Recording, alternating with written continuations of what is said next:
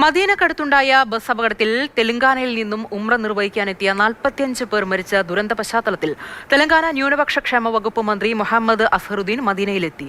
Jeddah Indian consul ജനറലുമായി അസ്ഹറും സംഘം കൂടിക്കാഴ്ച നടത്തി. അപകടത്തിൽ മരിച്ച കുടുംബത്തിൽ നിന്നുള്ള 2 പേരെ വീതം മദീനയിലേക്ക് സർക്കാരിന്റെ ചെലവിലെത്തിച്ച് മരണാനന്തര കർമ്മങ്ങളിൽ പങ്കെടുപ്പിക്കാൻ തെലങ്കാന സർക്കാർ ശ്രമിക്കുന്നുണ്ട് എന്ന് അസ്ഹറുദ്ദീൻ പറഞ്ഞു.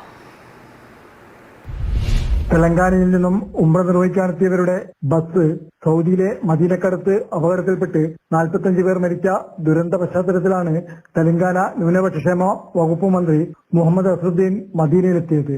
മദീനയിൽ വെച്ച് ജിദ്ദ ഇന്ത്യൻ കോൺസുൽ ജനറലുമായി അസ്ഹറുദ്ദീൻ സംഘവും കൂടിക്കാഴ്ച നടത്തി. രാജ്യം മുഴുവൻ ഈ ദുരന്തത്തിൽ സങ്കടപ്പെടുകയാണെന്ന് അസ്ഹറുദ്ദീൻ പറഞ്ഞു. അപകടത്തിൽ മരിച്ച കുടുംബങ്ങളിൽ നിന്നുള്ള 2 പേരെ മദീനയിലേക്ക് സർക്കാരിന്റെ ചെലവിലെത്തിച്ച് മരണാനന്തര കർമ്മങ്ങളിൽ പങ്കെടുപ്പിക്കുവാൻ തെലങ്കാന സർക്കാർ ശ്രമിക്കുന്നുണ്ടെന്ന് അസ്ഹറുദ്ദീൻ പറഞ്ഞു.